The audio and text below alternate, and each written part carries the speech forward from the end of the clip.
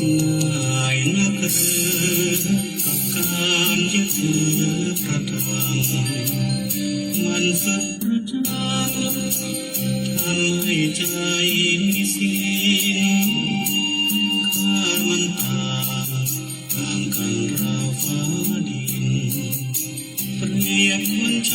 มีสิ่งกับคนที่แล้งน้ำใจใช่สินะถ้าเราไม่คิดทดลองดูก็จะไม่รู้สมาธิมีสุขแค่ไหนไม่พ้นผ่านวันไม่ได้อะไรทั้งรู้อยู่แก่ใจแต่เวลาหมุนไปตามกาล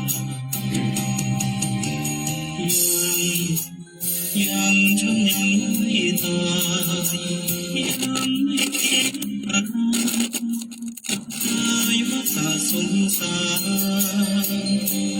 แล้ววันหนึ่งอาจต้องนอนทรมานไอ้ตอนนั้นคงไม่ทันการทันใดเถิดวันนี้รีบสร้างความดีใส่ตนทำบุญกุศลสิ้นธรรมติดตามตัวไปแล้ววันหนึ่งจะได้ทราบซึ้งแก่ใจถึงพระธรรมเมื่อใดจะสุขใจได้ทุกเวลา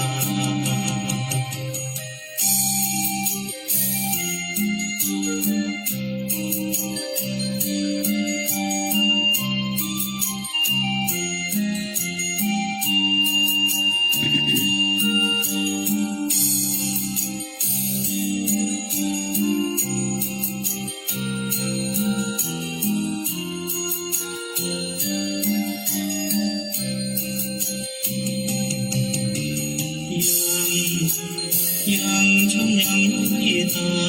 ยยังไม่คิดอะไรกับกายว่าสะสมสารแล้ววันหนึ่งหากต้องนอนทรมานถ้าคิดได้ตอนนั้นคงไม่ทันการทันใดเกิดวันนี้รีบสร้างความดีใส่ตนทำบุญกุศลสิ้นธรรมติดตามตัวไปแล้ววันหนึ่งจะได้ทราบซึ้งแก่ใจถึงพระธรรมเมื่อใดจะสุขใจได้ทุกเวลา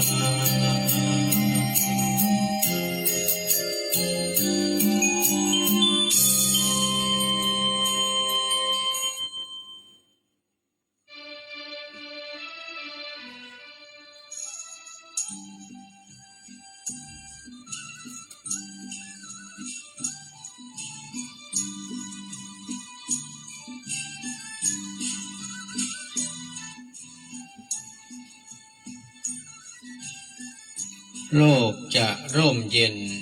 ศีลย่อมเป็นสิ่งสำคัญเป็นหลักค้ำประกันสันติสุขทุกสังคมข้อหนึ่งมีเมตตาเป็นอารมณ์รักเพื่อนร่วมสังคมเหมือนพี่น้องท้องเดียวกันบ่โกรธและบ่เกลียดบ่เครียดแค้นคิดฆ่าฟันบ่ตบต่อยตีกันเพื่อเจ็บช้ำระกำใจตัว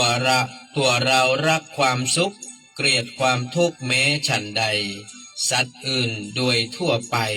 ต่างมีใจเช่นเดียวกันสัตว์โลกทุกชนิดรักชีวิตกันทางนั้นบ่คิดปริดชีพกันย่อมสุขสันต์สมใจปอง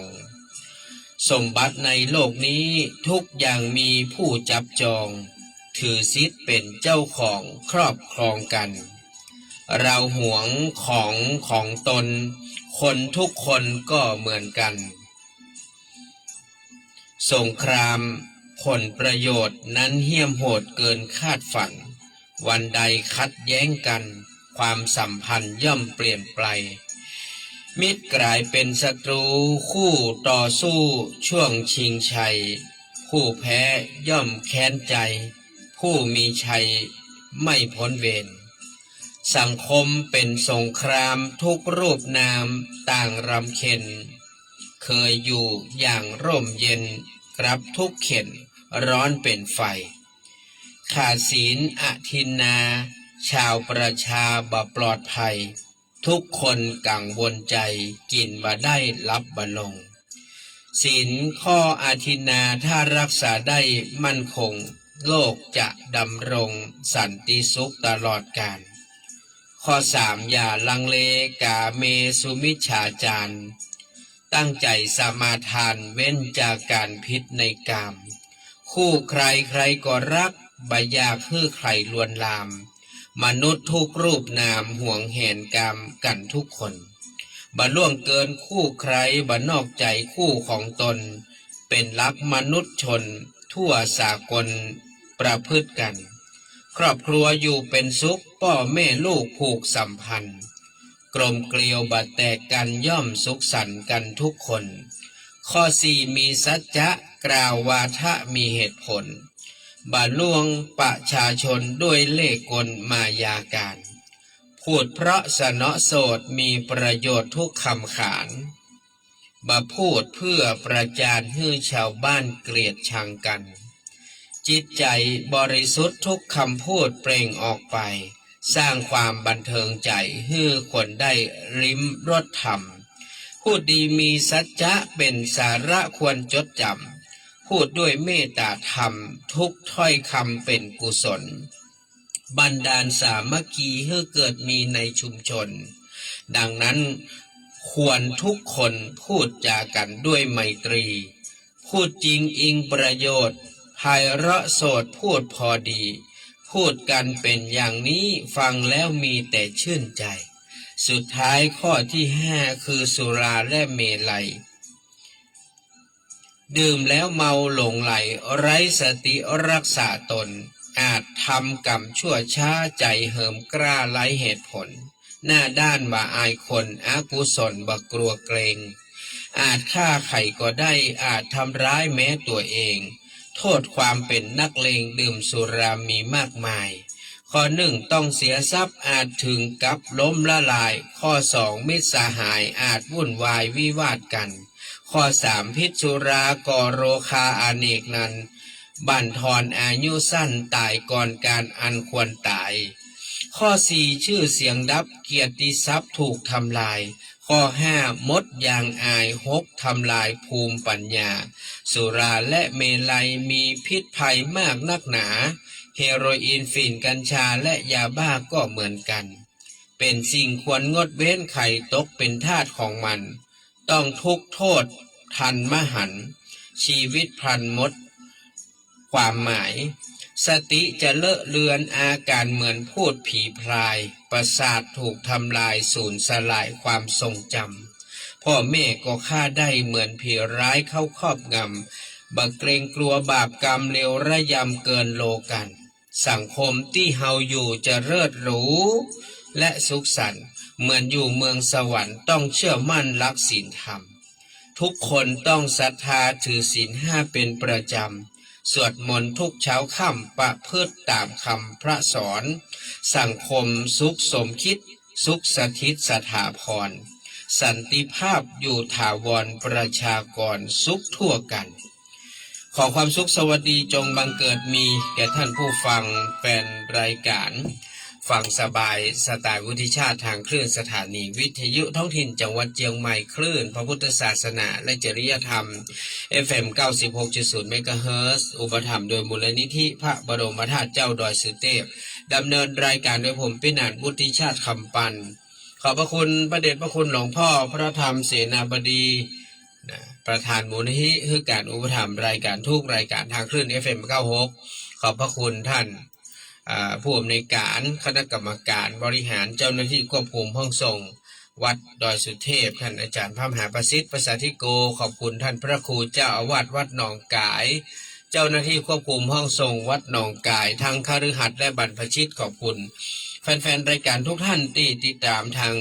2 คลื่นสถานีและทาง Facebook ไลฟ์สดในขณะนี้เวลานี้ก็คุณแม่มุกดาคุณอองลุงซื่อแม่ส้มก่อนแสงขอบพระคุณนะครับที่เข้ามาติดตามคือกำลังใจเป็นชุดแรกของรายการวันนี้เราก็จะได้ได้จ่าเรื่องของศีล 5ที่นำบทกลอนมาเล่าสู่กันฟังอันนี้จากพระเทพสุวรรณโมลีสะอิ่งสิรินันโทเนาะเป็นบทความเรื่องศีล 5กฎสากลอันนี้มาเล่าคือกับทุกท่านได้รับฟังกันอย่างก็เพิ่นว่าอย่างนะส่วนสมบัติว่าจะได้ก็วันนี้เสียงตังอ้ายเบาไปหน่อยกะครับเสียงเบาอีเนาะเดี๋ยวจะไมค์มันนี่เนาะเดี๋ยวนะมันหอนนะถ้าเราปรับเสียงขึ้นมันมีปัญหาเรื่องลำโพงหน่อยวันนี้ลำโพงมันมีปัญหาหน่อยก็น่าจะดังขึ้นแล้วเนาะขอบคุณนะครับท่านคุณสมบัตินะครับไอ้นิพันธ์ทองรักวันนี้ก็ขอร่วมอวยพรวันเกิดให้กับลูกบ่าวไอ้นิพันธ์ทองรักเตเนอร์ขอให้มีความสุขความเจริญยิ่งขึ้นไปเนอขอบคุณมหาจันทร์ประสัทโนภิกขุสวัสดีครับเข้ามาแล้วแม่ครับได้ครับก็แต่วันนี้มีญาติธรรมที่ได้ร่วมบุญเรื่องของตาลสลากโจกนะครับอันนี้เราก็จะอุทิศไปตามที่เรากันไว้นะเนาะก็ขอให้ทุกท่านได้รับทราบตามนั้นโดยเพราะว่าถ้าเรามาเอายายเป็นแล่เป็นแลบนั้นมันถ้าจะนักลำไปดังนั้นก็เอาเป็นว่าอุทิศเธอกับตนกับตัวไว้ภายภาคหน้าอุทิศให้กับบรรพบุรุษบรรพชนเนาะญาติโกโหติกาที่ได้ล่วงลับดับขันไปแล้วก็อุทิศให้กับเจ้ากรรมนายเวรก็เกิดไม่เกิดเทวดาอาหักเนาะที่ปกปักรักษาตนตัวของพ่อแม่ศรัทธาที่ได้ร่วมกินร่วมตาลดีกว่าเนาะมันจะได้บ่ต้องมากมายนักเขาก็สรุปเอาก็ขอบคุณนะครับแม่จันทร์ศรีดวงแสงป้อนันประพัฒน์ดวงแสงเนาะพร้อมลูกเต้าก็ร่วมสลากโจกมา200 บาทโอนมาเรียบร้อยละแล้วก็ตะวันนี้ก็คุณยุพินธงเชื้อพัชนกธงเชื้อเนาะก็อันนี้รับสลากไว้1 ก๋วยสลากครอบครัวเนาะอุทิศให้กับพ่อบุญแม่อุยรสธงเชื้อที่ได้ล่วงลับดับขันไปแล้วก็ร่วมมุทิตากับหลวงพ่อตัว200 บาทแล้วก็สลากโจก200 บาทอุทิศไว้ภายภาคหน้าไว้กับตนกับตัวนะครับก็ได้โอนเงินมาให้เป็นที่เรียบร้อยแล้ว 1,000 บาท แล้วก็มีของน่าจะเป็นแม่แสงล่าขันดีเนาะได้โอนเงินทำบุญสลาก1 ก๋วยสลากครอบครัว600แล้วก็สลากโจก100อันนี้เปิ้นจะอุทิศสลากครอบครัวให้กับพ่อสุพลขันดีแล้วก็นายนิรันดร์ขันดีเนาะส่วนสลากโจกก็เอาไว้กับตนกับตัวแล้วก็มีของควรป้อวัฒนาแม่เพ็ญพจน์ปิ่นแก้วอันนี้ขอหอมสลากโจกโดยพร้อมลูกหลาน200 บาทมุทิตาหนองป้อดอยสุเทพโดย200 บาทก็จะเอารวบไปในวันที่7เลยเนอะเพราะว่าหลวงพ่อแจ้งพระครูเสิร์ชคือแจ้งพี่นานว่าคือปาศรัทธาขึ้นวันติดที่7 กันยาร่วมกินสลากตาลสลาก12 เป่งเนาะคือกับผู้ที่ล่วงลับดับขันไป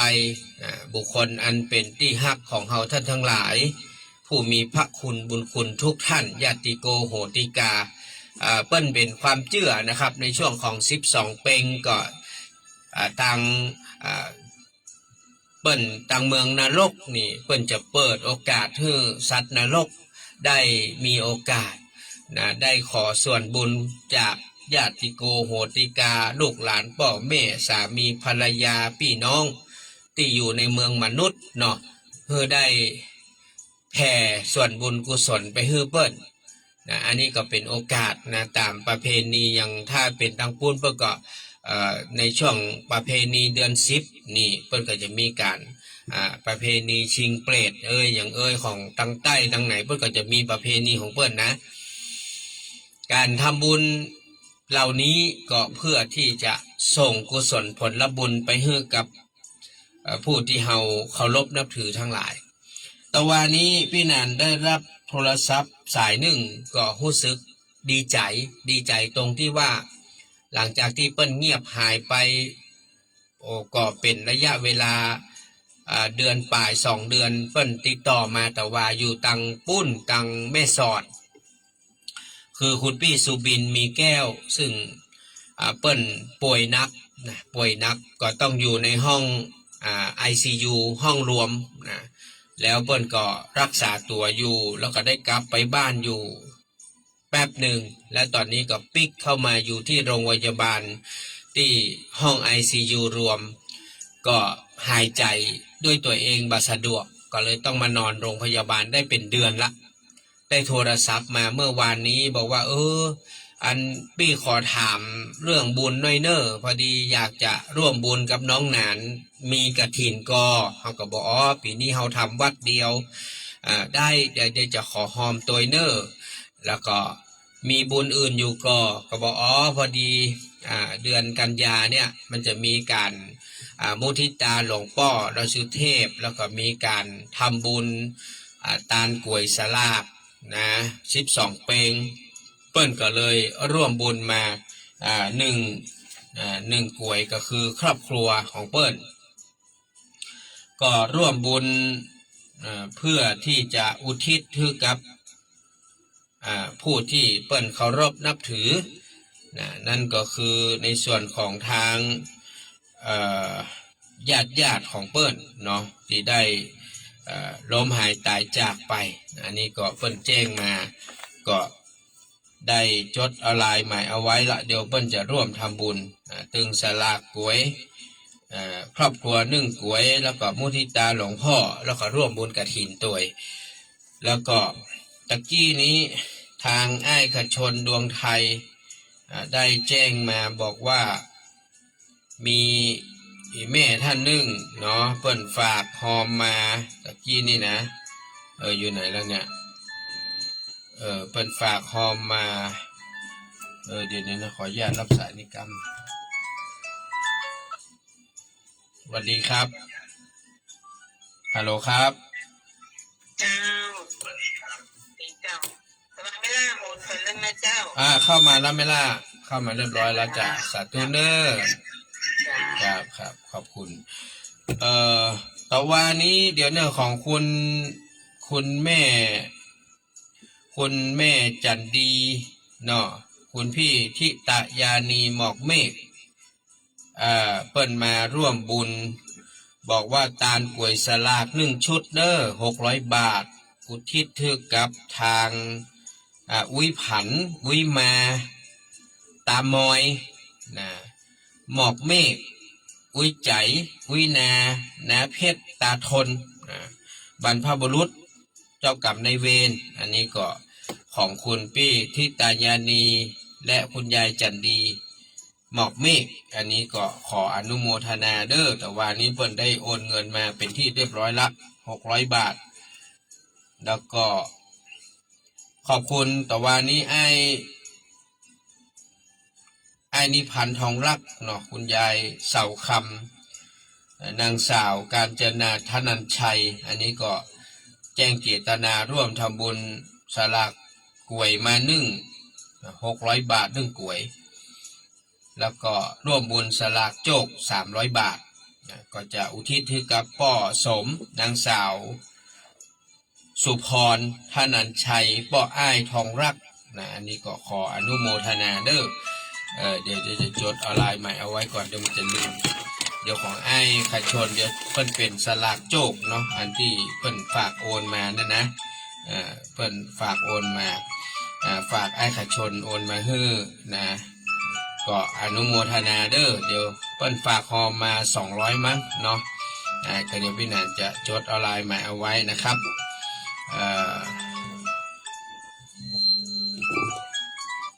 สวัสดีครับฮัลโหลครับเดี๋ยวสายรุดไปเดี๋ยวก็ว่ากันเนาะของไอ้ขัดชนดวงไทยนะครับตะกี้เปิ้นแจ้งมาในข้อความเฟซชื่อว่าแม่บุญยิ่งแสนวงแม่บุญยิ่งแสนวงเนอะร่วมบุญตานสลากโจกเนาะแม่เนาะเพราะว่าถ้าว่าจะสลากครอบครัวแม่มันต้อง600เนอะอันนี้เปิ้นหอมมา200นะสลากโจกก็เปิ้นจะเอาทิศไปเจ้ากรรมในเวรอันนี้ก็มีปัญหาเพราะเฮาถึงอุทิศรวมอยู่แล้วเนาะอนุโมทนาขอบคุณเนอะดังนั้นท่านผู้ฟังทั้งหลายเฮาก็มีโอกาสที่จะได้สร้างบุญใหญ่กันแหมครั้งหนึ่งในช่วงของเดือนหน้าก็คือเดือนกันยายนก็มีบุญมุทิตาบุญสาลากโจกนะตั้งแต่ต้นเดือนเลยเนาะวันที่7พี่นันจะจัดรถทื่อเนอะไผ่ที่จะร่วมเดินทางไปตานกล้วยสลากร่วมมุทิตาหลวงพ่อไปในคราวเดียวเฮาบอกไปวันที่1กันยาแล้วเนอะหลวงพ่อว่าขอขึ้นวันที่7กันยายนพร้อมกันเลยนะก็รวบตามกล้วยสลากก่อนน่าจะใช้เวลาประมาณสักเกิงเข้าตอนป่ายเนอะเพราะว่าที่ดอยสุเทพของเฮาเนี่ยเปิ้นจะตานกล้วยสลากในช่วงหลังกินข้าวตอนแล้วนะช่วงเช้าเพื่อก็จะฮื้อศรัทธาญาติโยมเอากล้วยเอาอย่างไปรวมกันนะแล้วก็หลังฉันเพลแล้วเนี่ยเปิ้นก็จะฮื้อตัวเจ้าพระเนนได้จับสลากนะเพื่อที่จะไปรับกินรับทานสลากกพัดนะตามที่เขาเอาตั้งไว้กันนะครับแล้วเพื่อก็จะไปปั่นปอนฮื้อนะตามจุดต่างๆนะฮื้อกับศรัทธาญาติโยมฉะนั้นอันนี้ก็บอกทุกท่านว่าพี่นันขออนุญาตรับบุญบอกว่าจะเป็นมุทิตาบอกว่าจะเป็นในส่วนของสลากโจกสลากกวยครอบครัวพี่นันขอรับตึกวันที่สักวันที่2ที่3กันยาเนอะเป็นวันสุดท้ายเพราะว่าจะบ่มีเวลาทำให้นะครับฉะนั้นก็ขอรับตึกวันที่2ที่3ทั้งรายชื่อทั้งการโอนเงินเพื่อมันเซ็ตก่อนบัเกินวันที่2ที่3นี้นะครับฉะนั้นก็มีเวลาประมาณสัก2อาทิตย์เนาะ2อาทิตย์ย่อมนะครับประมาณนี้แหละอันนี้ก็ถือว่าเป็นโอกาสที่เปิดให้ทุกท่านได้ร่วมบุญกันฉะนั้นเวลามันก็กระชั้นชิดเวลามันก็น้อยลงขอบคุณนะฮะไอ้ขชนดวงไทยพี่อรวรรณดอนญาติเมื่อมีทุกข์อย่าลืมธรรมะเข้ามายื้อให้กำลังใจกันวันนี้เริ่มต้นเรื่องของศีล1ประกันชีวิต2ประกันทรัพย์สิน3ประกันครอบครัว4ประกันสังคม5ประกันสติปัญญา5ข้อนี้นะที่พี่นันได้เล่ากรอนศีล5ให้ท่านได้ฟังกันเมื่อกี้เป็นเบื้องต้นข้อที่1เนี่ยเปิ่นใจคำว่าประกันชีวิตการที่เฮารักษาศีล5ได้โดยตลอดรอดฟังการที่เฮาบ่ไปทุบตีทำร้ายเบียดเบียนไผแล้วมีความสำนึกได้ว่าบอกว่าคนบอกว่าสัตว์ก็ย่อมรักตัวกลัวตายบ่อยากคือไผมาทำร้ายบ่อยากคือไผมากระทำย่ำยีเข็นฆ่าลาวีเฮาเช่นเดียวกันมีไผพ่องมาฮักตัวกลัวตายผมมากึดถึงนะเรื่องเนี้ยผมนึกแล้วมันความทรงจำสมัยผมน้อยๆมีอยู่ครั้งหนึ่งแม่กับป่อคือไปฆ่าไก่ที่เปิ้นเลี้ยงไว้นั่นแหละฆ่าไก่มันเป็นไก่ค่อนข้างจะแห่น้อยหนึ่งเนาะไก่มันยับยากผมก็บ่ฮู้จะเนี่ยจะใดยิงหนังสติ๊กก็บ่แม่นเพราะเฮาก็บ่ถนัดก็เลยเอาด้านดุ้นหลัวยาวประมาณสักเกิงศอกเนี่ยเป็นอันมาให้บดีนะผมก็เข้าไปใกล้ๆแล้วผมก็ขว้างใส่มัน นะปรากฏว่ามันโดนใส่บริเวณหัวมันนี่แหละแล้วมันก็เลยเสียหลักไปผมก็ไปไล่ยับมันได้ก่อนนะจะยับก่อนจะไปจัดการมันนะผมต้มน้ำไว้ละเอาหม้อนึ่งดังไฟต้มไว้ละเพราะว่าจะต้องเอาไก่เนี่ยไปจุ่มน้ำร้อนแล้วก็ต้องถอนขนนะจุ่มน้ำร้อนถอนขนเปิ้นในขณะที่ไปยับเปิ้นได้แล้วน้ำก็กำลังเริ่มเดือดผมก็ถ้าเราจะยับเปิ้นจุ่มเนี่ยมันก็ทรมานเนาะเราก็เลยคิดว่าอย่างอันนี้เราฆ่าเปิ้นก่อนก็ใจดุนนั่นน่ะบุบหัวเปิ้นไปหลายครั้งจนเปิ้นหัวนี่เปิ้นคือแทบจะหักอะหัวมันคือหักไปแล้วน่ะผมก็เลยยับเปิ้นไปจุ่มน้ำร้อนปรากฏว่าเปิ้นยังมาตายด้วยท่านรู้ป่ะเปิ้นก็ดิ้นพับปีกเปิ้นอ่ะมันก็ดีดน้ำร้อนมาใส่ผมนะเนาะผมก็ตกใจเนี่ยผมก็สวะตัวเปิ้นลงเปิ้นก็โล่นไปแหมนะโล่นไปแหมผมก็ไปยับมาก็ผมว่ามันตายแล้วมันจะมาตายผมก็ยับมาจุ่มแหมเปิ้นก็ดิ้นพับจนกว่าเปิ้นตายอ่ะทนความร้อนมาได้เปิ้นก็ตายในที่สุดผมก็มาเกิดเป็นกรรมเป็นเวรตั้งแต่หั่นมานะเวลาพ่อแม่จะฮื้อฆ่าไก่ฆ่าอย่างผมจะปฏิเสธผมจะพยายามหลีกเลี่ยงคือจะว่าเป็นกรรมเป็นเวรก็บอกฮื้อพ่อฮื้อแม่ว่าถ้าจะฮื้อผมเนี่ยนะฆ่าฮื้อผมกรรมผมจะทำฮื้อผมจะเอาไปจุ่มน้ำถอนขนผมจะไปผ่าไปแล่ฮื้อแต่ขอฮื้อฆ่าฮื้อผมก่อนผมเอาละผมกลัวมันหันภาพนั้นน่ะมันฝังใจจำได้มาครั้งหนึ่ง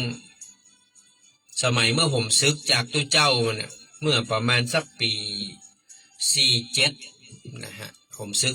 47ผมไปทำงานอยู่ภัตตาหารภัตตาคารที่1ใหม่ๆผมก็ไปสมัครเป็นพนักงานล้างจานในภัตตาคาร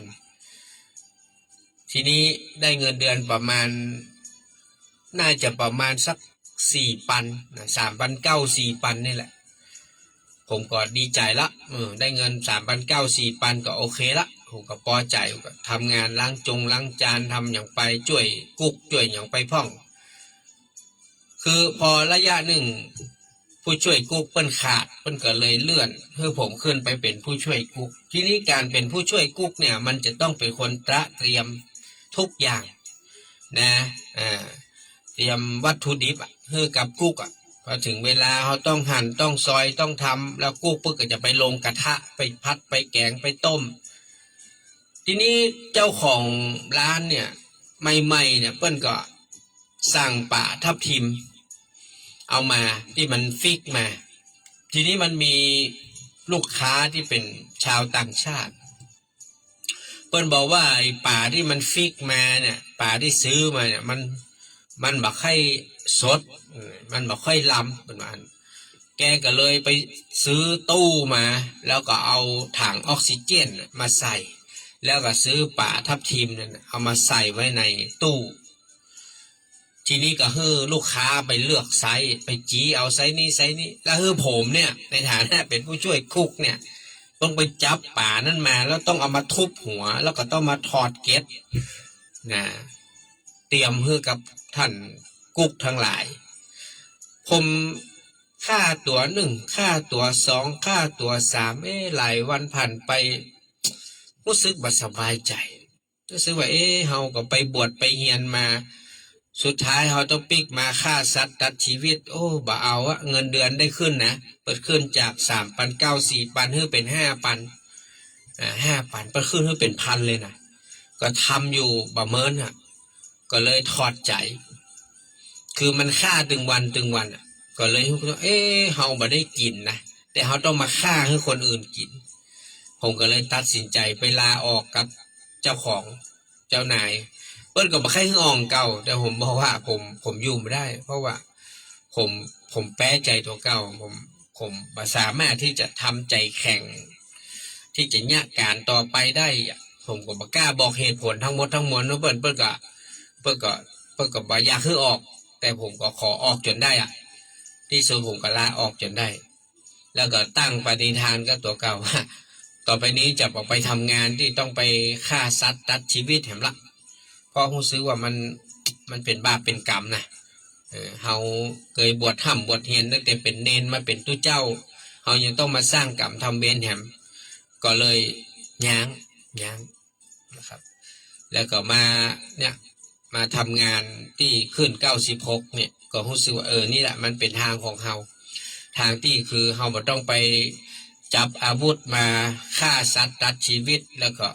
เนี่ยมาอยู่กับไมค์มาอยู่กับห้องวิทยุมาบรรยายธรรม ซึ่งมันเป็นทางที่เฮา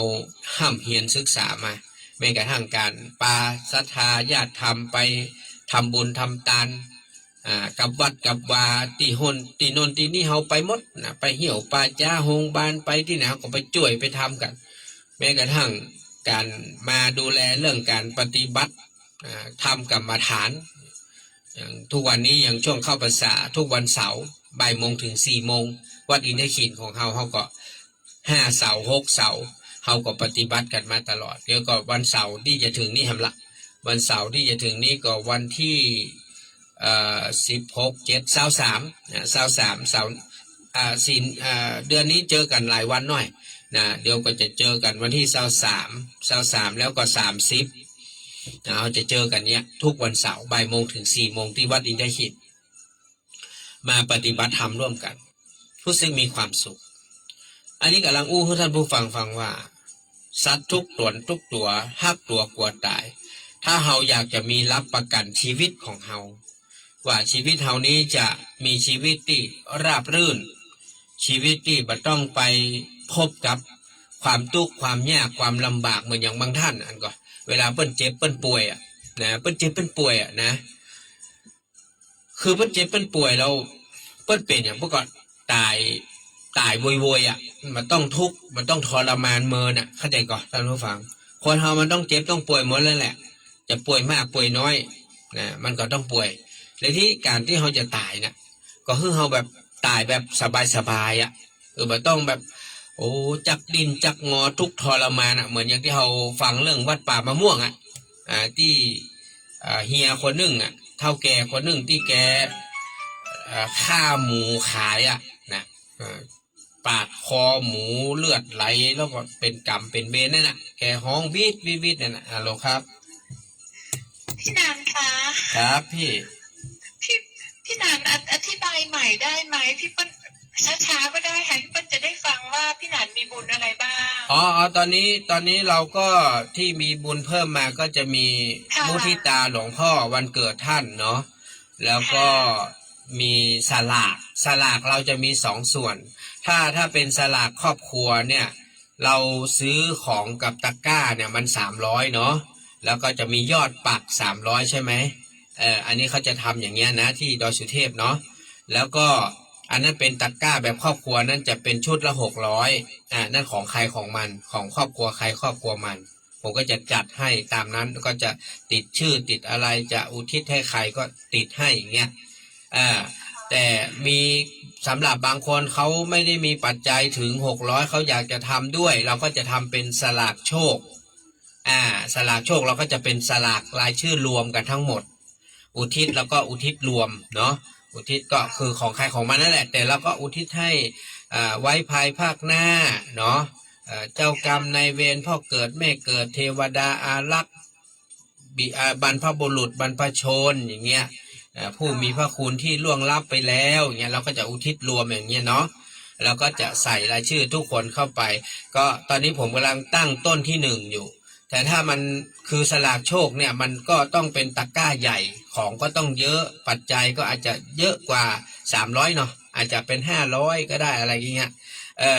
ก็ใช้งบเยอะหน่อยอาจจะเป็น1,000อย่างเงี้ยเนาะถ้าเราได้เยอะเราก็จะเพิ่มตะกร้าที่2ตะกร้าที่3เนี่ยครับก็คือตกลงก็คือแน่ๆก็คือใครจะมุทิตาหลวงพ่อก็แล้วแต่เท่าไหร่ก็ได้แล้วก็สลากโชคร่วมบุญเท่าไหร่ก็ได้เนาะแต่สลากครอบครัวเนี่ยต้อง600อย่างนี้นะอย่างนั้นพี่ปั้นเอาครอบครัว1ค่ะครับผมค่ะแล้วก็โชคอีก200ค่ะครับผมแ แล้วก็อะไรหลวงพ่อใช่ไหมคะ มุทิตาใช่ไหม ค่ะ ค่ะ 200ค่ะ ได้ครับพี่ครับค ก็ รับ จะอยากให้พี่หนันดูว่าพี่เปิ้ลทำน้ำไฟ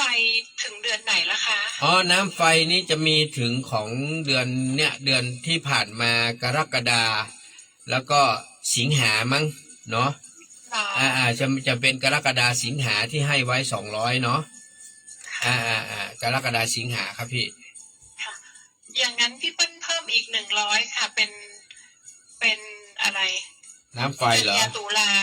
ครับ น้ำไฟก็เป็น ค่ะ ของกันยาใช่ไหม ตุลาใช่ค่ะ 100 บาท สิงหามันได้ไปแล้วใช่ไหม ใช่ครับ ก็เป็นกันยากับตุลาพี่เปิ้ลเพิ่มอีก100เป็น1,000นะคะ ได้ครับได้ครับ ค่ะ ได้รั ค่ะขอบคุณมากค่ะ ครับ สวัสดีค่ะ ครับผมครับขอบคุณพี่เปิ้ลสิริกรจันทรศิริน้องนารินทร์น้องตะวันพจนาถเนาะที่ได้เมตตาร่วมบุญสลากครอบครัวมา600 บาท แล้วก็สลากโจกตัว200 บาทมุทิตาหลวงพ่อโดย200 บาท แล้วก็หอมน้ำไฟกันยาตุลา100 บาทที่เฮาทำสลากโจกเนี่ยโดยปกติเฮาก็จะเน้นเรื่องของอุทิศไว้ภายภาคหน้าก็คือเน้นคือตัวเก่าก่อนแล้วก็อุทิศคือกับเทวบุตรเทวดาประจำตัวประจำตนของแต่ละท่านแต่ละคนเนาะตัวเทวบุตรเทวดาบางคนถามก็เทวดาก็เทวดาไปเห็นดีกะเทวบุตรกับเทวบุตรไม่ใช่ครับเทวบุตรนี่แปลว่าเป็นเทวดาประจายแล้วถ้าเป็นว่าเทวดานี่เป็นเทวดาไม่หญิงแล้วเฮาบ่ใช่หูว่าคนที่ดูแลเฮาเป็นไม่หญิงก็บ่จ่ายเฮาบ่หูนะแม่เรือนแก้วว่าใดครับจ้า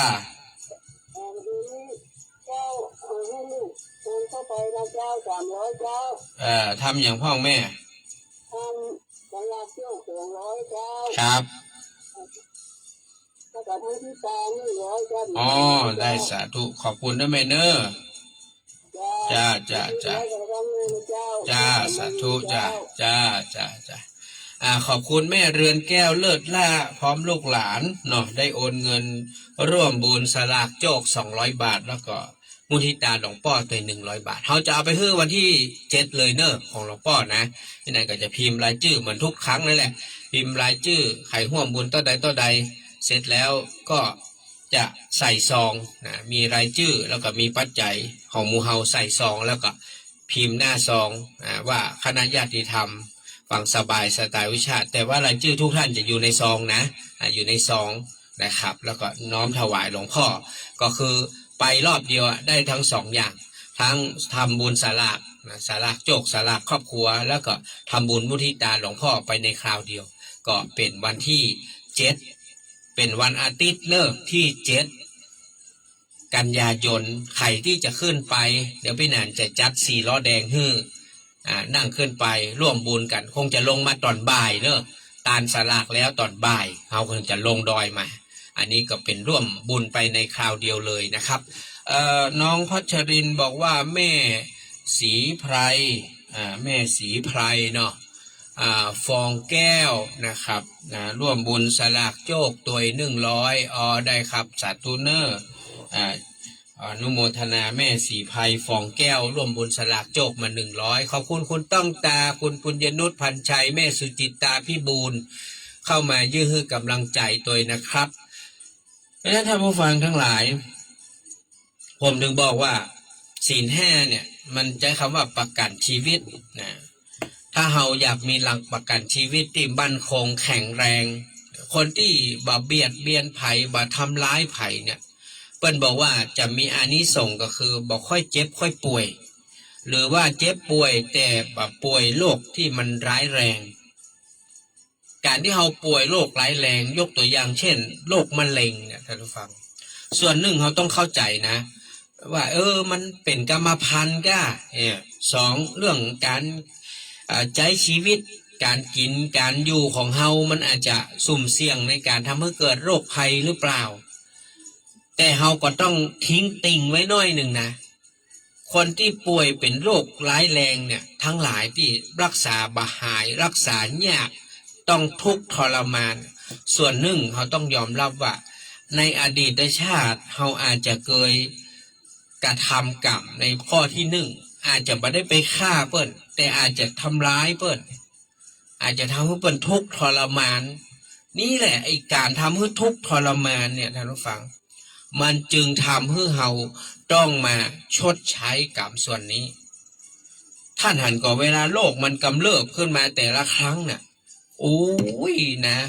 น้ำหูน้ำตานี่นะมันไหลออกมามันคือมันน้อยใจมันเสียใจว่าอย่างเขาต้องมาประสบกับโรคกับภัยอย่างอี้ทั้งที่เขาก็ทำดีมาตลอดชีวิตอย่างเงี้ยแต่เขาโมโหในอดีตชาติไงสวัสดีครับอ๋อจ้าครับพี่เปิ้ลครับขอบคุณครับครับขอบคุณพี่เปิ้ลจิริกรจันทรศิริน้องนลินนกตะวันพจนาถโอนมาละ 1,000 บาทดังนั้นเฮาทำความเข้าใจคนเฮาเนี่ยเปิ้ลบอกว่าเฮาต้องรู้จักเปิดใจแล้วก็ต้องยอมรับความจริงนะอันนี้แหละแล้วก็อีกประการหนึ่งคนที่อายุยืนเนี่ยเมื่อตะวาวันซืนผมได้ยินคุณแม่เพ็ญพจน์ป่อวัฒนาปิ่นแก้วป่อแม่บุญธรรมไปนานบ้านดอนปิ่นสันกำแพงเปิ้นอู้ถึงแม่อุ้ยท่านหนึ่งนะอยู่ตังดอยสะเก็ดตังสันทรายดอยสะเก็ดโอ้อายุ107 ปีท่านผู้ฟังแม่อุ้ยนะโอ้ย107 ปีท่านผู้ฟังโอ้อายุยืนขนาดผมเคยได้ยินครั้งหนึ่งตอนที่เปิ้นอายุประมาณ101 ปีนะหลังจากนั้นเขาก็บ่ได้ทราบเรื่องราวของเปิ้นโอ้เปิ้นยังอยู่นะครับอายุ107 ปีแล้วแม่อุ้ยนะโอ้ท่านผู้ฟังอายุมั่นขวัญยืนขนาดเหมือนอย่างที่ผมเคยเล่าให้ท่านผู้ฟังว่ามีแม่อุ้ยคนหนึ่งมาแอวหาผมมากับหลานนะหลานอายุยังบ่60ตัวนะหลังกล้องหลังโกะหลังกวยมาแม่อุ้ยนั้นอายุเกือบจะ98 ปีเตียวซื่อแซดหลังซื่อแซด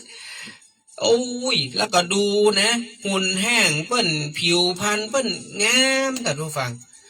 เปิ้นมาจับมือผมก็เลยพอมือพออย่างเปิ้นอุ้ยเป็นคนผิวงามเป็นคนสวยเลยแหละนะถ้าเป็นสมัยย้อนไปสัก40-50 ปีก่อนนี่ถือว่างามมากๆเลยล่ะแม่อุ้ยอายุ98บอกว่าโอ้ยแม่ฟังลูกหลานหนานเพิ่นว่านะตะวันเลนก็ได้เนาะหลานเลนเพิ่นน่ะโอ้ฟังลูกหลานหนานอู้นี่แน่โอ้ยแม่ดีใจได้มาหันตัวแต่ตัวจริงๆขอยุบหน่อยนะกำหน่อยเนอะเฮาก็ดีใจคนเฒ่าเพิ่นเมตตาเนาะอายุตั้ง90 ปลายแล้วโอ้ท่านผู้ฟังแม้แต่ทั้งแม่ยายผมทุกวันเนี้ยที่อยู่กำแพงเพชร94อ่ะแม่ยายผมพ่อตาผมเสียตอนอายุ86นะเพิ่นเสียไปเมินนานแล้วเนาะตอนนี้แม่ยายผม94ละโอ้อยู่มาเมินนานนะนั่นก็เพราะว่าผมอยู่กับคุณปุญญนุชนี่มา20 ปีละเข้าปีที่21พ่อตาผมนี่เสียไป10 กว่าปีละนะดังนั้น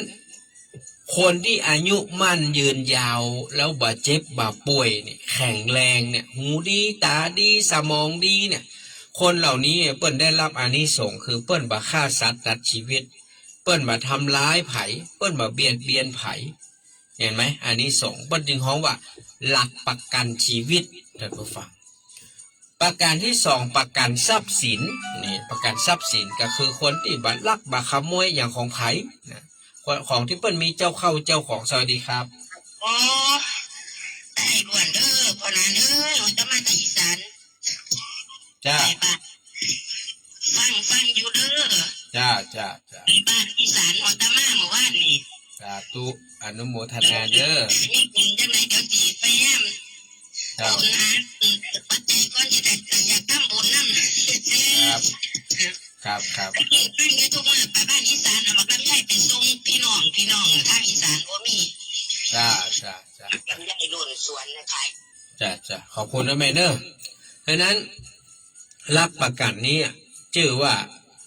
จะมีความมั่นคงเรื่องของทรัพย์สินผมนี่เป็นคนหนึ่งนะต้องอู้ความซื่อความสัตย์ความตรงผมถ้าจะรักษาศีลข้อนี้มาดีพอสมควรในอดีตชาติหรือแม้ปัจจุบันนี่เหมือนกันเขาก็พยายามรักษาไม่น่าวันจะส่งมาจากอันนี้ส่งในอดีตชาติผมนี่ทำของตกของหายส่วนมากจะได้คืนท่านผู้ฟัง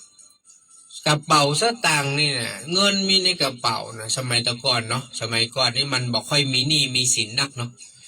มีสตางค์เนอะ6-7 ปันเนอะอยู่ในกระเป๋านะแต่ประเดี๋ยวนี้มันมีละ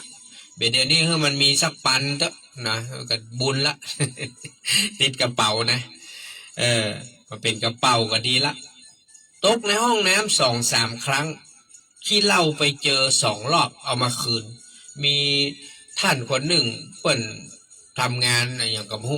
เปิ้นก็เอามาคืนนะเปิ้นเอามาคืนผมเงินเป็น7-8 ปันก็อยู่ในหันครบทุกบาททุกสตางค์แล้วก็เอาไปตกที่ถนนนะกระจัดกระจายไปหมดเงินเป็นหลายพันเปิ้นก็เก็บได้แล้วเปิ้นก็เอามาคืนผมเนี่ยโทรศัพท์ตกหายก็ได้คืนนะส่วนมากผมนี่จะเป็นคนที่ถือว่าไปก็มีโชคเรื่องของหายแล้วได้คืนนะทุกฝ่ายเป็นบุญเนี่ยผมว่าถ้าจะเป็นอานิสงส์ในอดีตชาติที่เปิ้นส่งมาเฮาอาจจะรักษาไว้ดีหน่อยหนึ่งเฮาก็เลยบ่ค่อยได้สูญเสียทรัพย์สินสมบัติที่มันห้อมที่มันหายไปนี่มันเป็นหลักประกันถ้าเฮาสามารถรักษาศีลข้อนี้ได้การที่เฮาบ่ไปยุ่งเกี่ยวทรัพย์สินสมบัติเข้าของผู้อื่นที่เปิ้นมีเจ้าเข้าเจ้าของเฮาจะได้รับอานิสงส์เหล่านี้เปิ้นเฮาว่าประกันทรัพย์สินเหมือนอย่างเขาทำประกันวินาศภัยประกันโน่นประกันนี่ที่ไฟไหม้น้ำท่วมลมปัดอย่างเงี้ยนะมันเขาประกันวินาศภัยอันไอ้ขาชนบอกว่ามีอีแม่ทองสีใจปินแม่แม่ทองสีใจปินกะ109 ปีกะ109 ปีอีเนาะไม่ใช่107สักกรรมได้109 ปีว่ะไอ้ชนว่านี่แสดงว่าผมจำผิดเนี่ยนะแม่ทองสีใจปินนะ109 ปีว่ะโอ้ยท่านผู้ฟังอายุมันยืนยาวแท้ๆนะครับได้ยินว่าเปิ้นล้มหรือว่าอย่างสักอย่างเนี้ยนะเมื่อกี่วันนี้นะเห็นพ่อตู่แม่พดเปิ้นเล่าให้ฟังนะเพราะว่าเปิ้นติดต่อกับลูกสาวของคุณแม่อุ้ยเนี่ยนะเปิ้นติดต่อกันอยู่ข้อที่3นี้เปิ้นเขาว่าประกันครอบครัวขอบคุณนะพี่กัญญาจานะเน้อข้อที่3นี้เขาว่าประกันครอบครัวอย่างต้องเป็นประกันครอบครัวกาเมสุมิฉาจารากาเมสุมิฉาก็คือการที่บานอกใจสามีภรรยาตัวเก่าหรือการที่บอกไปยุ่งเกี่ยวกับเมียเปิ้นผัวเปิ้นลูกหลานที่เปิ้นมีผู้ปกครองดูแลเนี่ยสวัสดีครับโอนตังไปให้นางเจ้าของคุณแม่โอนมาเมื่อใดแม่โอนตะกี้นี่กะ300นะแม่เนาะครับได้ครับครับขอบคุณครับขอบคุณแม่ขันคำบุญชูเนอร์ได้โอนเงินทำบุญสลากโจก300 บาทเพราะว่าอีแม่บอกว่าพี่นานวันที่7 กันยานี่นะอีแม่จะอายุเต็ม88 ขวบพอดีเจ้า ขอบคุณนะแม่เด้อ88นะแม่อุ้ยขันคำบุญชูนี่ผมช่วงก่อนปูนละเจอเปิ้นบ่อยนะช่วงก่อนนะแต่ช่วงหลังนี่แม่อุ้ยไปไหนมาไหนลำบากเพราะว่ารถลามันแบบมีรถเข้ารถออกนะจะไปใจลูกใจหลานก็เกรงใจเปิ้นนะก็เลยบ่ค่อยได้ไปไหนก็ขอบคุณเนอะแม่อุ้ยขันคำบุญชูเนอะจะเต็ม88ละนะก็ถึงแม่อุ้ยนางถ้าแม่อุ้ยนางอยู่นี่ก็ปีนี้จะย่าง84นะแม่อุ้ยนางนะเพราะว่าเปิ้นเสียเมื่อปี60อายุ76นะถ้าตอนนี้ผ่านมาได้จะเข้าวันที่16 กันยานี่จะครบ8 ปี นะแม่อุ้ยนางก็จะมีอายุครบ84นะก็คือเติงหาแม่อุ้ยนางเหมือนกันเนาะไก่สลากนี่ผมก็ว่าจะตานตัวอยู่นะจะตานกล้วยอุทิศให้แม่อุ้ยนางสักกล้วยนึงเนาะอุ้ยนางก็ดีอุ้ยอุ่นนะแล้วก็ป้อแต่ที่ตายก่อนหน้าที่พี่นันอยู่ในท้องแม่อุ้ยนางป้ออุ้ยแม่อุ้ยญาติโกโหติกาพี่นันเพื่อก็ตายไปหมดลุงป้านะนะครับ ตอนนี้ก็เหลือกับพี่สาวกับน้องบ่าวเหลือกัน3 คนพี่น้องนอกนั้นก็บ่มีละตายไปหมดแล้วนะปู่ย่าตายายป้ออุ้ยแม่มอนลุงป้าน้าอาก็ตายหมดละเนี่ยอันนี้ก็จะได้อุทิศแล้วก็พ่อใหญ่พุทธพันชัยอันนี้ก็ป้อตาก็ได้อุทิศถือเปิดก็ว่าจะทำสักกล้วยหนึ่งเนาะ600 บาทเหมือนกันจะอุทิศบุญให้กับผู้มีพระคุณบุญคุณทั้งหลายเฮาบ่ฮู้จักก็มีรู้จักก็มีนะอันนี้ก็ทำบุญให้เปิด ทีนี้ท่านผู้ฟังคำว่าประกันครอบครัวเนี่ยก็คือตรงนี้แหละถ้าเฮารักษาศีลข้อที่3ได้คือมันอยู่ด้วยความบั่นระแวงกันต่อให้เฮาบ่ได้อยู่ด้วยกันตลอดอย่างบางคนจากกันไปทำงานคนละตีละตางบางคนทำงานกลางวันบางคนทำงานกลางคืนสลับกันเข้ากะเข้าเวรอย่างรปภโอ้เมื่อคืนไปเข้าเวร6 โมงแรงออก6 โมงเจ้ามาอยู่บ้านเจอลูกเจอเมียเหี่ย1 ชั่วโมง2 ชั่วโมง8 โมงเมียไปแล้วลูกไปโรงเรียน7 โมงเมียไปส่งลูกส่งเต้า7 โมง8 โมงเมียเข้างานเลิกมา5 โมงปิกมาบ้านเจอผัวยังมาถึง1 ชั่วโมงผัวไปเข้าเวรเหรอเมาะหรือไปทำงานต่างจังหวัดไปทำงานต่างประเทศมันต้องอยู่ด้วยความไว้วางใจกันว่ามันจะนอกใจมานอกลู่นอกทางจะมีความซื่อสัตย์ต่อกันการที่จะประกันครอบครัวให้มีความมั่นคงได้เนี่ยท่านฟังอย่างผมเคยอู้อย่างผมกับคุณปุญญนุชเนี่ยนะผมไม่ต้องอู้คนอื่นนะมันจะเอามาอวดนะอย่างผมกับคุณปุญญนุชเนี่ยอยู่กันมา20 ปีครบแล้วนะกำลังย่างเข้าปีที่21เพราะว่าครบเมื่อ14 มกราคม 68ตอนนี้เดือนอย่างเดือนกันยาสิงหาแล้วเนาะแล้วเหลือแหมประมาณ4 เดือนตั้งหน้ารวมเดือนนี้เป็น5 เดือนเต็มที่5 เดือนวันนี้วันที่19ผมจะครบ21 ปีวันที่14 มกราคม 69ปฏิกลมๆเลย5 เดือนนะพอนี้มันผ่านเกินเดือนมาแล้วหรอก5 เดือนท่านผู้ฟังจะครบ21 ปีอยู่กันมาได้ยังไงก็อยู่ด้วยความไว้เนื้อเชื่อใจกันอยู่ด้วยความซื่อสัตย์ต่อกันเปิ้นเชื่อใจเฮาเชื่อใจเปิ้นเนี่ยเห็นไหมคนเฮาเนี่ยรับประกันครอบครัวมันอยู่ตรงนี้บ่ได้ถ้าคนเฮานะบ่มีความไว้เนื้อเชื่อใจกันบ่มีความซื่อสัตย์จริงใจต่อกัน5 ปีก็บ่พ้นท่านผู้ฟังมันต้องอู้ถึง10 ปี20 ปีแล้วเอา5 ปีให้มันพ้นก่อนเถอะ5 ปีก็บ่รอดแล้วบางคนอยู่ได้ปี2 ปี3 ปีบุบกันตีกันบางคนก็ทำร้ายกันเนาะเลิกละกันไปอันนี้เพราะว่าจึงเป็นข้อประกันในหลักที่3การมีความพึงพอใจในคู่ผัวตัวเมียตัวเก่าสามีภรรยาตัวเก่ามันจะบางแงมกว่าจ้างนะมันจะเจ็บจะป่วยอดแอดกว่าจ้างเขาเลือกเขาแล้วเขาต้องใจชีวิตอยู่ด้วยกันไปจนกว่าจะตายจากกันท่านผู้ฟังเนาะมันใจพอเปิ้นเจ็บป่วยเป็นโรคเป็นภัยก็หาเรื่องละแต่ว่าเนี่ยผมอู้กับพี่สุบินนี่เปิ้นมีรักแท้นะถ้าจริงไอ้สุรินทร์เสวยราชเนี่ยก็คือเปิ้นมาปะกันตอนอายุนักแล้วนะ2 คนเนี่ยเปิ้นมาอยู่กินเป็นสามีภรรยากันเนี่ยตอนปอจะ40แล้วมั้งเนาะ30 ปลาย40แล้วเปิ้นมาเจอต่างคนก็ต่างเคยมีครอบครัวมาก่อนแล้วเปิ้นก็มาปะกันอยู่กินด้วยกันเนี่ยตอนเนี้ยพี่สุบินเข้าออกโรงยาไปนอนโรงยาเป็นเดือนเนี่ยไอ้สุดินก็ขึ้นหล่องเดี๋ยวก็ต้องไปแยะให้ใส่สวนเดี๋ยวก็ต้องไปยื้อพ่อเมียหล่นไปหล่นมาอย่างเดือนเนี่ยอย่าง เนี่ยเปิ้นกับป่วยนักจะไปวันไหนกับฮู้แต่ว่านี่โทรอู้กับผมก็ถือว่าเป็นอาจารย์คนหนึ่งที่แกเคารพนับถือผมก็เลยสอนแกว่า ตอนนี้แหละพี่สุบินต้องใจนักก็คือกรรมฐานเนอะพี่เนอะพี่ต้องอยู่หงยาเป็นเดือนน่ะอยู่บนเตียงเอา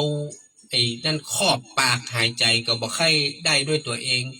พี่ต้องกำหนดจิตที่ต้องเนอะต้องปองต้องยุบต้องปองต้องยุบพองหนอพองหนอยุบหนอพองหนอยุบหนอมาได้กับพองยุบพองยุบพองยุบเวลามันปวดกับปวดหนอปวดหนอมันคิดมันฟุ้งซ่านกับฟุ้งซ่านหนอกำหนดทุกอย่างกำหนดทุกอย่างที่มันเกิดขึ้นเนี่ยขณะนั้นให้ได้นักที่สุดให้มีสติให้นักที่สุดถ้าเกิดวันใดวันหนึ่งเวลาไหนวันใดหมูเกิดจิตมันขาดใจตายไปเหี้ยเปิ้นเปิ้นทำใจแล้วไงเปิ้นป่วยมาหลายเดือนแล้วเปิ้นทำใจเปิ้นเข้าออกโรงยาเป็นบ้านเล่นนะเปิ้นสลบไปจนมาหูตัวเป็นติดนะเป็นอาทิตย์2 อาทิตย์เปิ้นก็มีมาแล้วเปิ้นนึกว่าเปิ้นตายแล้วเปิ้นก็ฟื้นปิ๊กมาแหมเนี่ยเดี๋ยวท่านผู้ฟังเขาเนาะคนเฮานะบางทีนะกรรมมันหมดเฮาใครตายมันมาตายไอ้คนบ่ใครตายดันตายกรรมคนเฮามันมีกรรมคนเฮามันมีเฮาหมูหรอกกรรมยาวกรรมสั้นกรรมดำกรรมขาวกรรมไหนนักกรรมไหนน้อยเฮาหมูหรอกเฮาจะเป็นพระอรหันต์เฮาหมูกรรมของตัวเก่าพระอรหันต์นี่เปิ้นหูกะที่เปิ้นมีอภิญญานี่เปิ้นหูวาระจิตหูกรรมของเปิ้นแต่เฮาบ่หูนั่นเปิ้นหูแผ่วอดีตชาติพุ่นแหละ5 ชาติ10 ชาติเปิ้นหูหมดเฮาบ่หูไงเฮาบ่หูเนี่ยไอ้การที่บ่หูนี่แหละมันก็เหมือนกับเป็นมันก็เหมือนเป็นดาบ2 คมนะการบ่หูนี่อย่างนึงก็ดีนะบ่หูก็ดี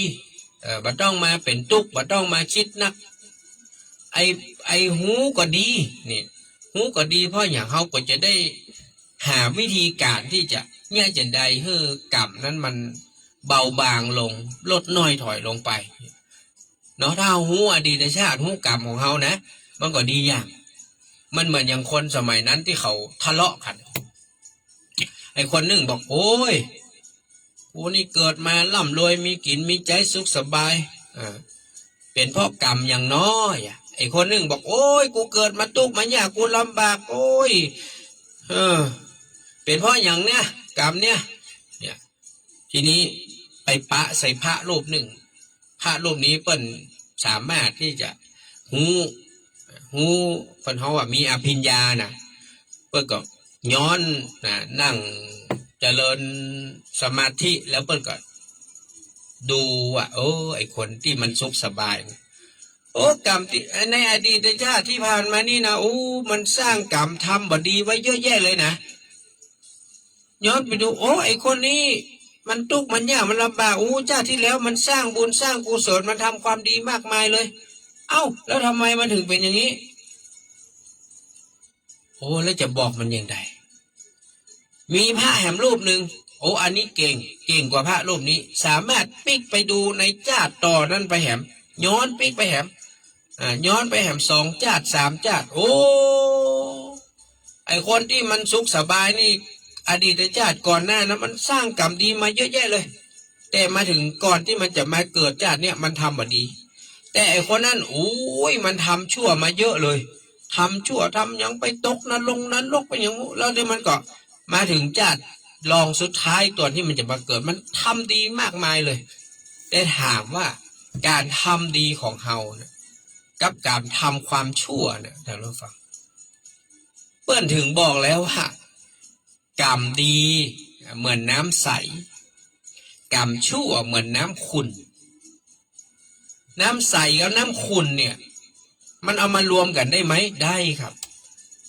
น้ำขุ่นคลักเลยดำเลยพอในแก้วใสๆเนี่ยเอาแก้วใสๆมาใส่น้ำขี้เปอะขี้โคลนลงไปเนี่ยมันดำนะแต่พอเติมน้ำใสลงไปความขุ่นคลักของมันน่ะมันก็จะเริ่มใสขึ้นมาน้อยหนึ่งคือมันเป็นน้ำขุ่นมันไม่ใช่น้ำดำเป็นน้ำขุ่นมันก็จะหันลุยตุยใต้เช่นเดียวกัน เปิ้นบอกว่ากรรมดีหรือกรรมชั่วที่เราทำรู้ก็ตามบ่รู้ก็ตามชาติปัจจุบันนี้ก็ตามอดีตชาติที่ผ่านมาแล้วบ่ฮู้กี่ภพกี่ชาติก็ตามเฮาบ่สามารถที่จะ เอามาหักลบกบหนี้กันได้โอ้ถ้าอย่างนั้นคนร่ำคนรวยที่เขาสร้างกรรมทำบดีไว้แล้วเขาก็ใจเงินใจทองใจ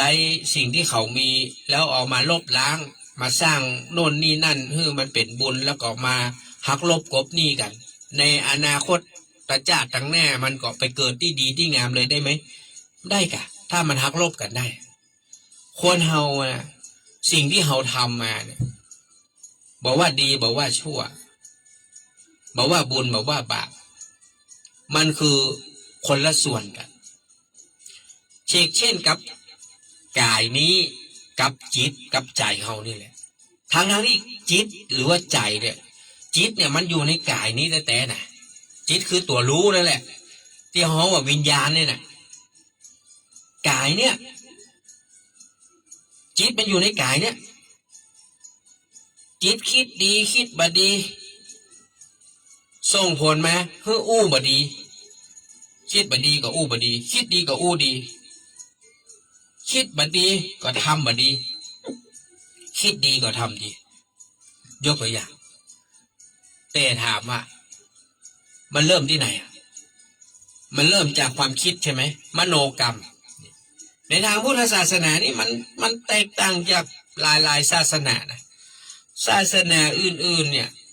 ถ้าท่านลองไปศึกษาก็จะเน้นเรื่องวาจากับการกระทำนั่นก็คืออย่างวจีกรรมกายกรรมก็จะเน้นสองส่วนนี้เป็นหลักเลยคำพูดกับการกระทำแต่พุทธศาสนาของเขามันลึกไปกว่านั้นคือมันไปถึงเรื่องของความคิดในเขาว่ามโนกรรมมโนมนะนี่แปลว่าใจแปลว่าใจนะใจหรือว่าจิตของเขานี่แหละถ้าใจมันคิดบดีเห็นไหมเป็นกรรมนะถ้าใจคิดดีก็เป็นบุญเห็นไหมใจคิดบดีเป็นบาปใจคิดดีเป็นบุญเห็นไหมเพื่อถึงบอกเราว่าจิตตังทันตังสุขาวหังจิตที่ฝึกดีแล้วนำสุขมาให้เห็นไหมจิตเนี่ยพระพุทธเจ้าท่านตรัสไว้นะจิตเตสังกิริเถทุกขติปฏิกังขาเมื่อจิตเศร้าหมองทุกขติเป็นอันต้องหวัง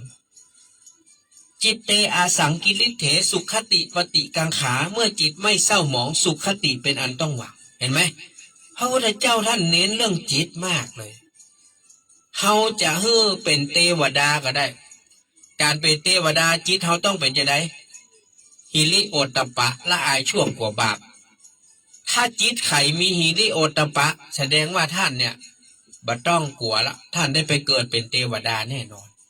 ถ้าจิตของไขมีศีล5ประจำใจท่านได้เกิดเป็นมนุษย์แน่นอนเห็นไหมวีซ่าทำไว้เลยศีล5เป็นมนุษย์ถ้ามีหิริโอตตัปปะเพิ่มเข้ามาท่านได้เป็นเทวดามีธรรม2 ข้อแต่ก็ต้องมีศีล5ตัวนะมันใช่ว่าโอ้มีกะหิริโอตตัปปะศีล5มีมันจะพอหิริโอตตัปปะละอายชั่วกว่าบาปก็แสดงว่ามันมีศีล5อยู่ในหั่นอยู่แล้วมันเป็นโดยอัตโนมัตินะท่านผู้ฟังนะต้องเข้าใจตรงนี้เอาขอบคุณนะครับพี่มีร้านนาวิลองรับเชิดฟ้อนตอนนี้เปิ้นไปทางอีสานมาหาหลานตังอีสานสาตู้เนอร์ขอให้เดินทางไปกลับโดยสวัสดิภาพนี่ก็เพิ่งเสียลูกสาวอันเป็นสุดที่รักไปพี่นานก็ได้ไปร่วมบุญโดยในนามของญาติธรรมฟังสบายสไตล์วิชาเขาก็ได้นำปัจจัยไปหอมด้วยเบิ้ล500 บาทได้ใจกองทุนเป็นครั้งแรกแล้วก็ขอบพระคุณท่านอาจารย์เจ้าคุณดร.อาทิตย์ท่านก็ได้มอบผ้าไตรแล้วก็มอบปัจจัยร่วมบุญโดยนี่คือสิ่งที่เราต้องทำความเข้าใจอันนี้ขอสุมานะมันเพ้อไปหน่อยเพ้อหมายความว่ามันลาม กำลังอู้เรื่องของการประกันครอบครัวเรื่องของศีลข้อที่3การบ่นอกใจการบ่ไปเป็นชู้ไปอย่างกับลูกเมียผัวลูกผัวเมียเจ้าบ้านอย่างเงี้ยประมาณนี้นะมันก็ลามไปพอดีพี่หนาเนี่ยมันเสียอยู่อย่างนะเวลาที่มันบรรยายทำแล้วมันมีอย่างแวบขึ้นมาในสมอง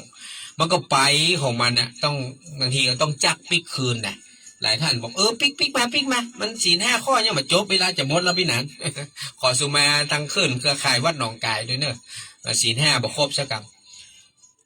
มันไปเถอะทุกคนมันไปมันเวลาบรรยายธรรมมันเป็นอย่างเพราะว่าพี่หนันบอกค่อยมีสคริปต์เวลาบอกมีสคริปต์เนี่ย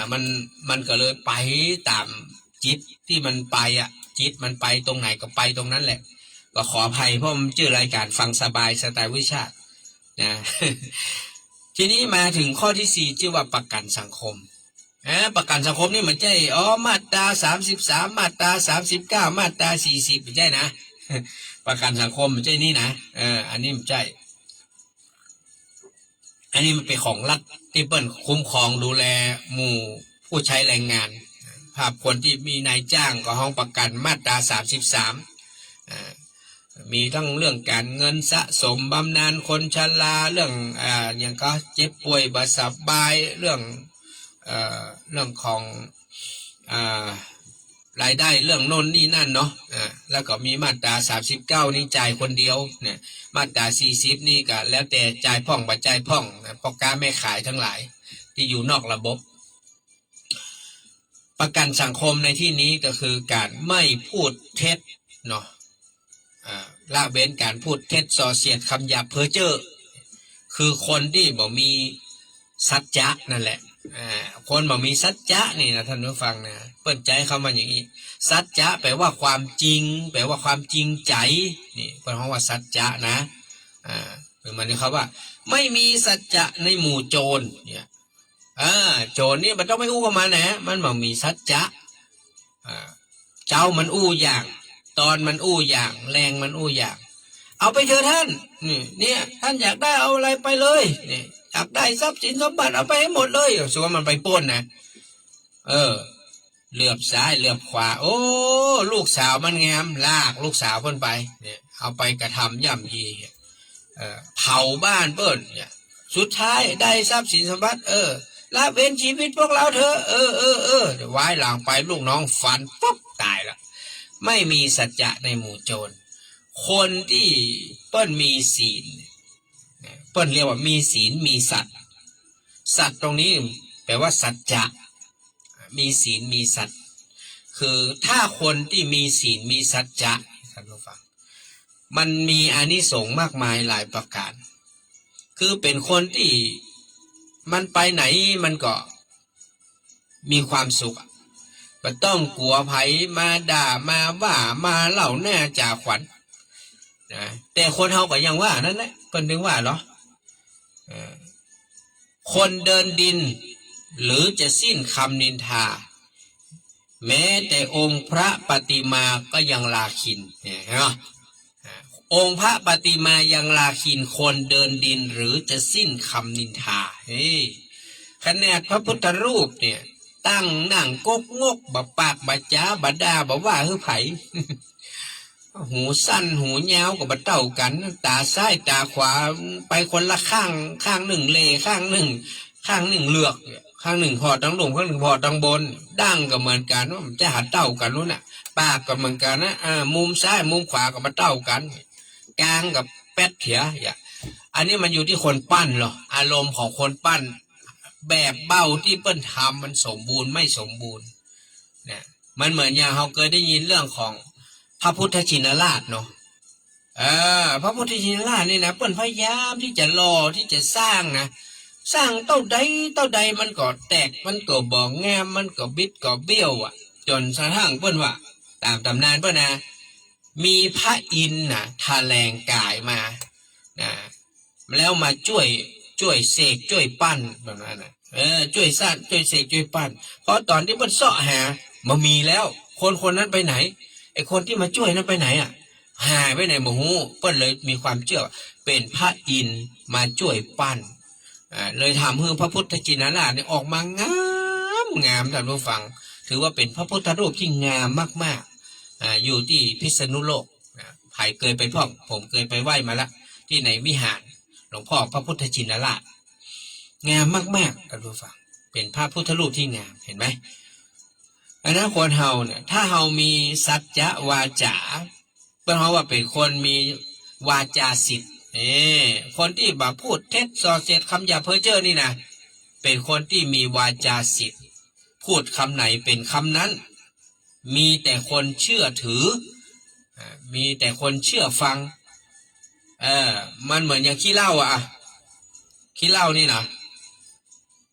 ถ้ามันกินเหล้าเข้าไปแล้วมันอู้โน่นอู้นี่นะบางคนก็มันเชื่อเนอะแต่ที่จริงแล้วเขาบอกว่าคนเมาบางคนน่ะมันอู้ความจริงเนอะเหมือนยาวเหล้าที่ลุงคนหนึ่งมันเมาเหล้ามันอู้มันคุยมันนั่นแหละมันอู้คุยนะโอ้ยนี่จะบอกให้นะถึงวันนี่นะโอ้ยเอาสตางค์ซ่อนเมียนี่นะมันซ่อนหามาเจอหรอเอาไปซ่อนที่ไหน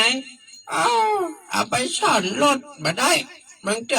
เอาไปขี่ไปเติมน้ำมันแล้วมันก็ไปเจอเขาใส่นี่เนาะ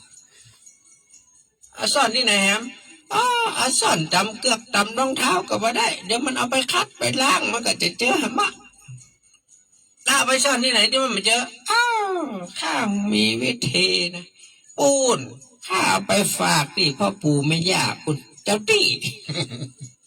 ใส่ถุงยางอย่างดีมัดอย่างดีไปวางปืนเจ้าตี้ปุ่นมันตึงบ่พอมันกลัว ข้าไปขู่มันไว้หรอกอย่าไปยุบไปกำพ่อปู่ไม่ย่าเด้อเราบ้างหนาไปจะแย่ให้มึงหนาต้องมากล้าใกล้ เอาตังค์ซื้อเหล้าไปไว้ที่เจ้าที่พุ่น เพราะมันอยู่นอกบ้านไงกล้องวงจรปิดก็มี เจ้าที่ก็บอกเนาะแล้วสักวันเถอะถ้าเมียมันไปจุดธูปดีๆนะ เจ้าตีเจ้าต่างเจ้าช่วงนี้เงินช็อตเจ้าเงินบ่พอกินพอใจขอพ่อปู่ไม่อยากเจ้าตีเจ้าต่างให้เงินมากินมาใจหน่อยนะเจ้าเดี๋ยวกันสั่นขึ้นมาเดี๋ยวโอ้อย่างเจ้าตีอย่างมาสั่นยง เปิดพอสตังอยู่ในปืนนั่น มีหรอสมัยผมน้อยๆผมเจอบ่อยป้าอุ้ยอุ่นนะเปิ้นสตังซ่อนแม่ผม เปิ้นกินเหล้าไงเปิ้นชอบไปกินเหล้าชอบไปจนไก่ดังนั้นเปิ้นต้องเมมสตางค์ไว้หรอกเวลาเปิ้นได้ตังค์เปิ้นจะฮื้อหมดปุ้นเอาไปซ่อนปืนหลองเข้าห้องเอาไปซ่อนที่อันก่อนไก่เปิ้นเฮาอย่างที่ไก่มันยืนเกาะนั่นน่ะเนี่ยเปิ้นจะโบะไม้เห็นน้อยแล้วเปิ้นเอาสตางค์ยัดใส่ถุงยางเด้อพวกกวนหนูนะใส่แล้วก็เอาไม้เขาปิดไว้ผมไปเจอตลอดเจอตามที่หั่นที่นี่เอามาให้อุ้ยนางลากกันลักเอาไปกี่ขนมด้วยนะ2 คนพี่น้อง แบ่งกันคนละบาท2 บาทที่เหลือก็ไปให้อุ้ยนางอันอย่างก็ พี่กัญญาเพิ่นบอกว่าจ้างอูตะว่า อันนี้แต่นะพี่นะแต่นะ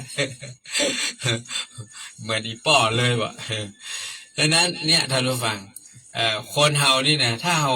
ลองไปฟังเด้อถ้าคนขี้เหล้าอู้นะใครเชื่อนะแต่จริงๆฟังดีๆเนอะบางทีมันจึงมีความลับเปิดเผย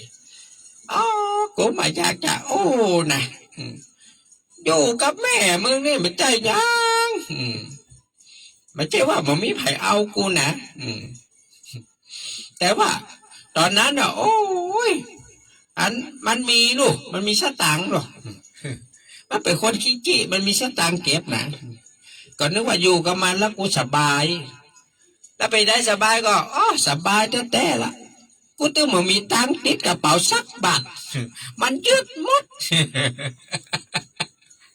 ยึดหมดเดี๋ยวเนาะพี่เนาะอย่างรักพอป่อเอาอย่างซ่อนเนาะพี่กันยาวรักพอป่อซ่อนผมนี่สมัยน้อยๆนี่ซ่อเก่งเหมือนกันเนอะแม่ผมมันชอบเอาสตางค์ใส่กระเป๋าเสื้อเอามาห้อยไว้เมื่อใดเขาอยากกินขนมเขาก็ไปลักแมสเอามาแบ่งกับน้องหลายเตื้อนี่แม่มันนับหรอกเวลามาสตางค์ไปใส่ไว้มันจะนับทุกครั้งแล้วมากระจ้าแม่คนเท่านะหมหูหนังสือนะความจำมันดีใครมาลักสตางค์กูเอาละโดนไม่แซ่ละทีนี้ ลักกับที่ลักน้อยนะกำ10 บาทก่อนกำ10 บาทก็แบ่งกินกันนมกับน้องต้องปิดปากมันนะมันไปบอกคุณแม่ลักมาหูหรอกเดี๋ยวก็ขาหน้าไปอุ้นางสะย้ายตีเหรอมะ สมัยน้อยๆนะลักตังค์แม่บ่อย เนี่ยเปิงไว้นางวันว่าหรอโอ้มึงนี่นะหูตี้หูตังไปหมดอ่ะกูเอาไปซ่อนไหนมึงก็หูอีหรอขนาดป้อมึงเอาไปซ่อนมึงก็ยังหูอยู่ มีเซนถ้ารู้ฟัง ดังนั้นคนที่มีสัจจะวาจาเนี่ยหยังทำหยังอู้หยังเนี่ยคนจะเชื่อถือยิ่งถ้าอู้เป็นแต่เป็นว่าสมัยคนเปิ้นจะเชื่อถือก็จะเป็นภัยกระจ้างนะจะเป็นคนบ้านจะเป็นผู้ใหญ่ละอ่อนนะถ้าเปิ้นเป็นคนมีสัจจะวาจานี่นะอู้กำไหนกำนั้นนะอู้อย่างแล้วบ่ลืมกำอู้เนี่ยนะเปิ้นถึงต้องบอกว่าคนที่มีสัจจะวาจาเนี่ยคือเปิ้นจะเป็นคนที่ระวังกำอู้มากเวลาจะไปหับปากหับกำอย่างไผเนี่ยญาติธรรมผมหลายคนนะมันย่ำเหี่ยวเขานะแล้วเขาอู้เขาถามไปเดี๋ยวก่อนหยังหับปากไปนานมาได้เตื้อหยังก็ไปนานบอกว่าถ้าหับปากแล้วย่ำมาได้มันเสียสัจจะ นางสอนผมนี่หรอกคิงต้องรักษาสัจจะนะยิงจะไปอู้อย่างกับไผอย่าไปลืมกับอู้ตะเก่านะอันนี้ไอ้ย้อนสัจจะเนี่ยมันกำคอเขาหยังกระจักทำหยังกระจักมันต้องเนี่ยทุกอย่างคือสำเร็จลุล่วงนะท่านผู้ฟังนะเนี่ยก็เพราะสัจจะนี่แหละนะท่านผู้ฟัง ข้อสุดท้ายอันนี้ปนห้องว่าเป็นรับประกันสติปัญญาคนที่บักกินเหล้าเสพสุรายาเมาสิ่งเสพติดเนี่ยจะเป็นคนที่มีสติแล้วก็มีปัญญาสติแปลว่าระลึกได้ปัญญาว่าเป็นความรู้ความเข้าใจในความเป็นจริงนะอยู่กับความจริงนะหูความจริงอยู่กับความจริงนะอยู่เสมอเนี่ยคนที่กินเหล้าเมายาเสพสุราหรือสิ่งเสพติดเนี่ยบางทีมันควบคุมกายตัวเก่าก็บ่ได้ควบคุมใจตัวเก่าบ่ได้เนี่ยทำร้ายพ่อทำร้ายแม่เผาบ้านเผาเฮือนทำร้ายตัวเก่าโอ้เสียการเสียงานคนก็บ่เชื่อถือนี่เนี่ยไปพอเลยคนขี้เหล้าอู้กับละอ่อนน้อยอู้ท่านจะเชื่อไผนั่งอยู่2 คนป้อลูกป้อมันเมาหัวงมโกโง่โอ้ตัวเชื่อข้าเถอะข้าเนี่ยเป็นคนที่ฮักสูตแต่นะลูกมันอยู่ข้างนั่งตัวน้อยๆน้องฮักแม่เน้อดูนะแม่มันจะเชื่อไผเชื่อผัวมันก็ว่าเชื่อลูกมัน เอาแค่เนี้ยเอาแค่เนี้ยนะเชื่อไผระหว่างผัวกับลูกซึ่งผัวก็นอนงมโกโง่น่ะเมาเหล้า ลูกนี่อูจ้อยจะจ้อยจะเชื่อไผลองผัวลองถามสูวันแน่ออกอย่างอันข้าว่า35นะ35นี่เมียมันบอกหวยก็ว่าจะได้มันใช่นะ35ดีกรีกำลังตั้งอยู่นะ มันมีแอลกอฮอล์35ดีกรีเราไปถามลูกมันลูกวันแน่ออกอย่างเก้าอะไรอย่างแคบหมู กี่ข้าวแคบหมู ก็ดูว่ามันบอกเลขเก้าแล้วเอาอย่างมันมีตัวเดียวเก้าอะไรอย่างลูกแคบหมู กูกี่ข้าวกับแคบหมู นึกว่ามันจะบอกหวยใจสักคำแล้วอยากกี่ข้าวกับแคบหมู อู้เล่นกันแก้เครียดเนาะท่านผู้ฟังเนาะตอนนี้ก็ผ่านมา15 นาทีละก็ฝากท่านผู้ฟังนะก็บุญกฐินก็มีเหมือนเดิมแต่รู้สึกว่าเปิ้นจะเลื่อนวันเนอะเนี่ยยังไม่ได้ติดต่อน้องพัชรินด้วยนะว่าน้องพัชรินเปิ้นจะเลื่อนตัวก็มาเลื่อนหูเตเนอะเพราะว่าวันเปิ้นถ้าจะเลื่อนนะเปิ้นเลื่อนเปิ้นเป็นเปิ้นบอกว่าจะเลื่อนกฐินวันที่1 พฤศจิกาลงมาเป็นวันเสาร์ที่25 ตุลานะเนื่องจากเปิ้นติดงานอันนี้คือเจ้าภาพนะเจ้าภาพเปิ้นติดงานนะครับก็เลยจะขอเลื่อนการตานกฐินลงมาจากวันที่1 พฤศจิกาเป็น25 ตุลาเดี๋ยวต้องแจ้งน้องพัชรินเผื่อว่าน้องพัชรินฟังอยู่ก็อาจจะ จะเลื่อนการไปถวายครูบาลงมาก่อนหรือว่าจะเอาวันที่1เหมือนเดิมอันนี้พี่นันก็ต้องรอคำตอบจากน้องพัชรินเดี๋ยว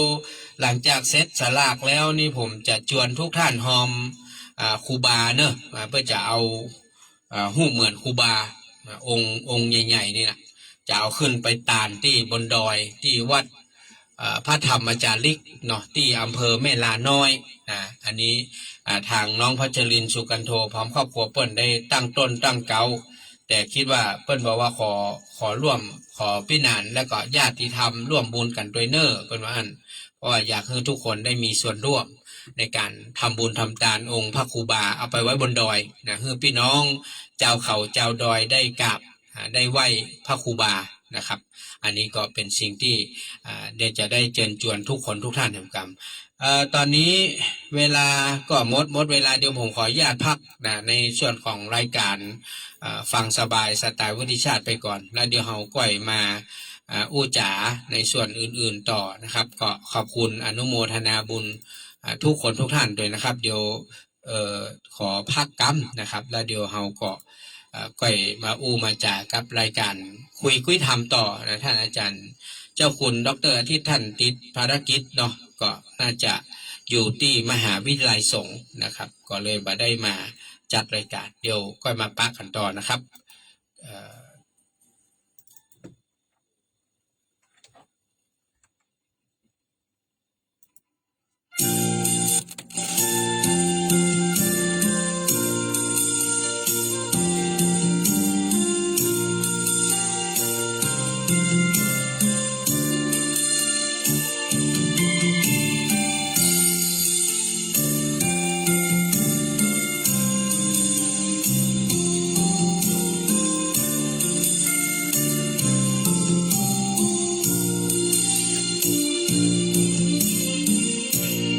เพลงบทนี้